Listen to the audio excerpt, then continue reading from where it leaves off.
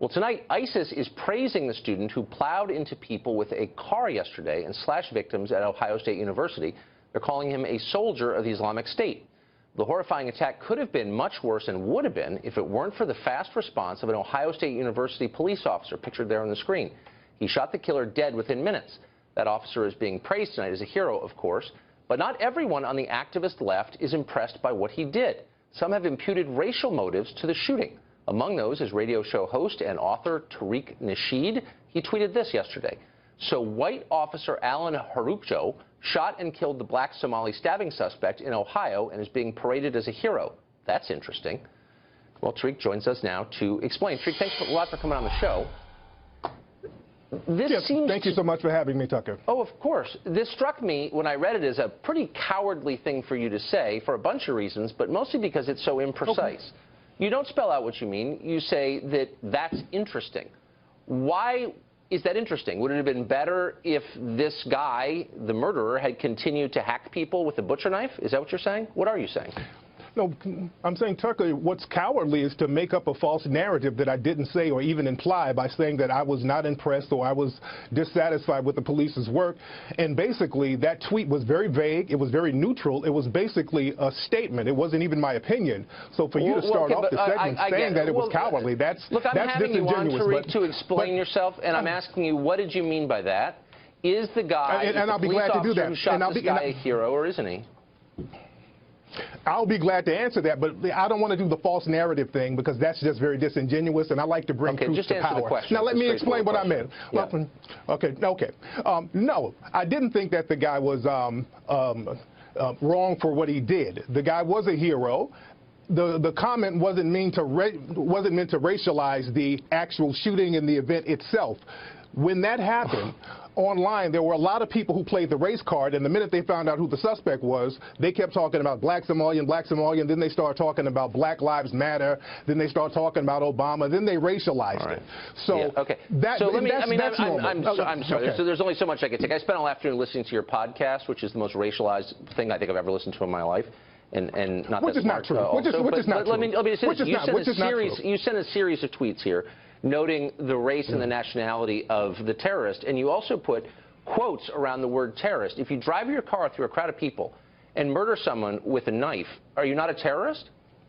Why did you put quotes around? I didn't say that the man.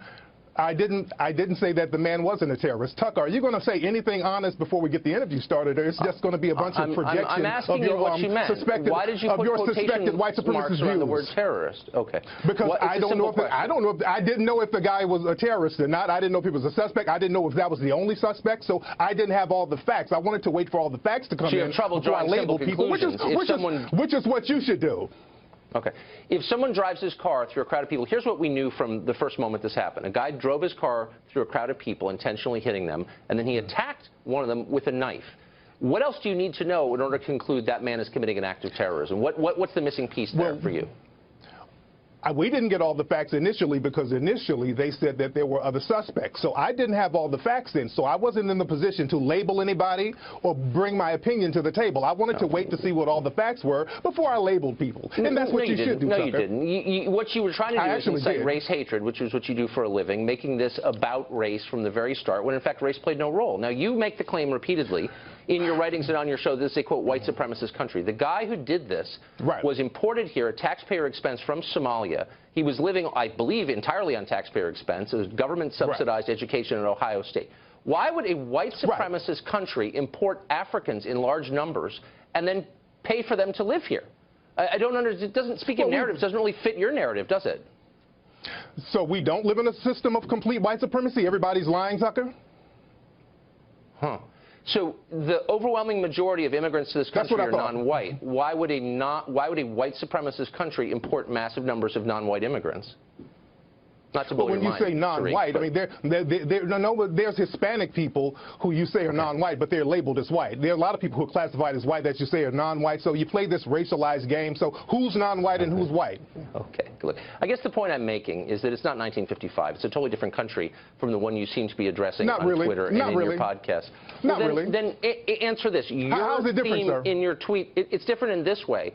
It is an entirely multi-ethnic country. It's not just black people and white people, one oppressing the other. It's a much more complicated landscape, as you may have noticed if you go outside.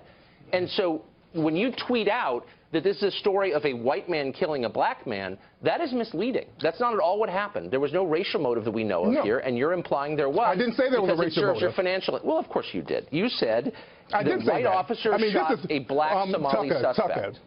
Tucker. This is Fox News. You guys are the race casino. Forget about the race card. You play the race casino. Right. So it's very hypocritical for me to specify the race of a suspect and a police officer, and that is supposed to be some kind of problem when you guys do it all the time and arbitrarily blame black people for everything negative in this country. Here, I'm not even going to rise to the debate. Let me just say that I think when normal people, and I'm excluding you from that category, watched what happened yesterday, they didn't see the race of the terrorist or the race of the cop. They saw an American stopping a lunatic from murdering more people on a college campus. So why did your white supremacist colleagues make it racial? So why did they make it racial? Why did so many people in the right? How did they make it racial? I don't know one person on any network who looked at this and said, here you have a white man killing a black man. They said, here you have a police officer, representative of order, black Somalian, stopping a mass murder from continuing. So was it Black Lives Matter fault? You guys always seem to blame Black Lives Matter, and Black Lives Matter is any black person you choose to make Black Lives Matter. So right, okay, I'm following. I'm missing the thread of your argument, but I think you've made your you're not point. Missing it. Yeah, you got it. I'm not. You're a smart guy. Suspected white supremacists are very smart, so you got it. Right. Thanks for joining us. I appreciate it.